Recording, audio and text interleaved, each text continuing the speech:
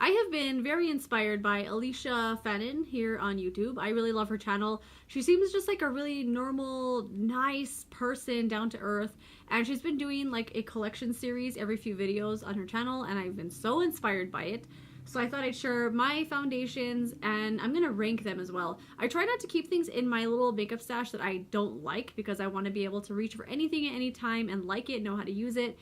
And so the ones at the bottom of the list I don't necessarily hate, I just may have fallen out of love with them. They don't work for me the same anymore. And I have 8 to share, so starting off with number 8 is the Urban Decay Naked Skin One and Done. I don't know, I just fell hard out of love with this. I loved it so much when I first got it, but now like it was always so hard to blend. I felt like it never really went into my skin. Like I would just keep moving it around on my face, but not actually sinking in.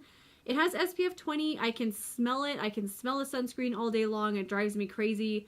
It breaks up on my skin really quickly, and it's just not one that I enjoy very much anymore. I have a little bit left, so I'm trying to use it, but I would not buy that again.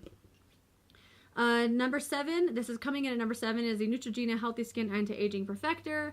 This is a moisturizing retinol treatment with SPF, and I think that's pretty good. That's pretty good that it has retinol and SPF, because I think you're supposed to follow up with sunscreen all the time if you're using retinol.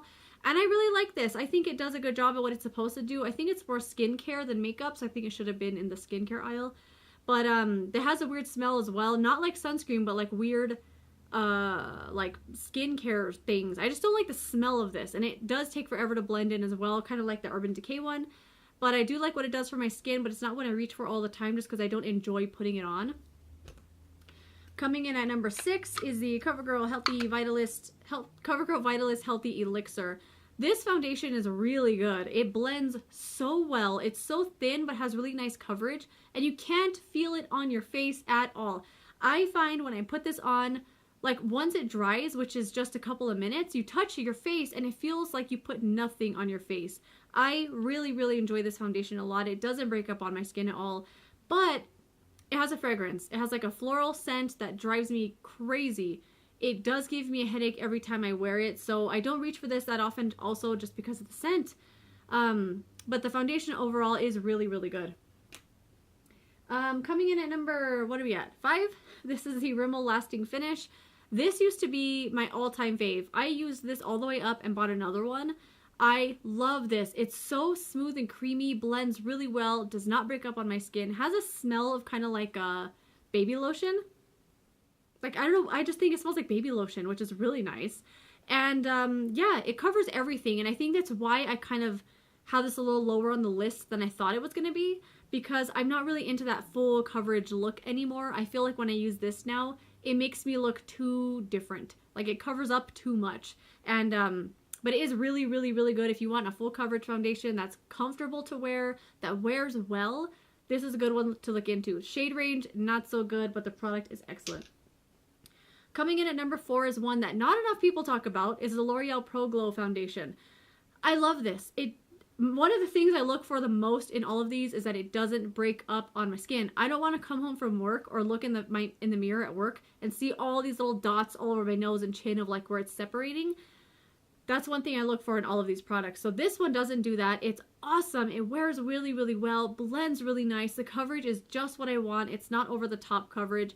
And I was kind of weirded out when I first got this. I thought it was going to be too glowy. Like, it even says radiant finish, and I was like, oh, it's going to have like shimmer in it or something.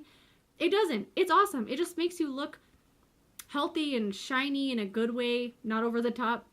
Sometimes I do put powder on top of this just, you know, just to do it. But yeah, I really, really, really enjoy this one, and not enough people talk about it. I love it a lot. Coming in at number 3, this one has stood the test of time for me. This is the Dr. Jart BB Beauty Balm. Love this. It only comes in 2 shades though. This one, which is light medium, and I think the other one's medium deep or medium dark. That is so unacceptable as far as shade range to have 2. I can see when BB creams only have like a few shades because it's not supposed to be a lot of coverage. It's supposed to just kind of blend in with your skin tone. But this has a lot of pigment in it, and it really does show up. This one is too dark for me. If I put on too much, it looks like I have to put it all down my chin and everything because it's too much pigment.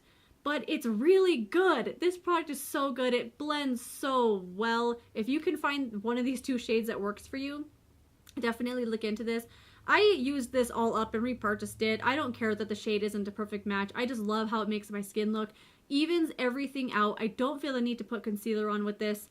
This is excellent, but the shade range is just crap though.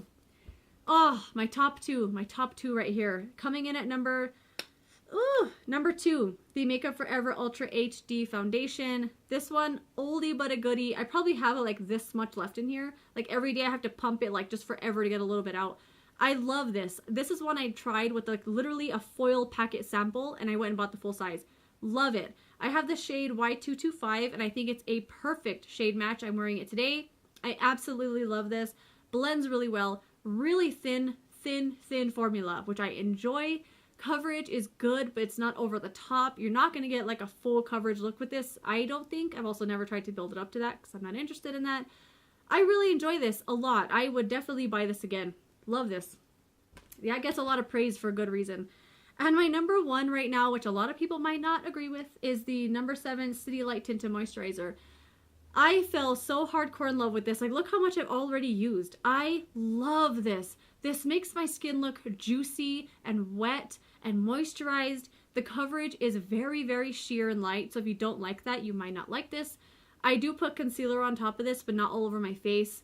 I love this. I have just fallen so hard in love with this, and every time I've seen someone else do reviews on this or mention number 7, this isn't one of their favorites, and I don't know why. I freaking love this. I've never liked a tinted moisturizer as much as this, and this is my number 1 right now. I am all about it. I love it. It's hydrating. It makes you look glowy, makes you look juicy, and definitely put concealer on top of this though. It's not going to give you any coverage. It's not covering up your blemishes. But for some reason, I just really enjoy it, and I love it so much. Yeah, so this might not be everyone's cup of tea, but, you know, all the other ones I think are pretty good. So, anyway, that's it. That's all I got. That's my foundation collection. Hopefully I can share another one soon, and I will see you in another video. Goodbye!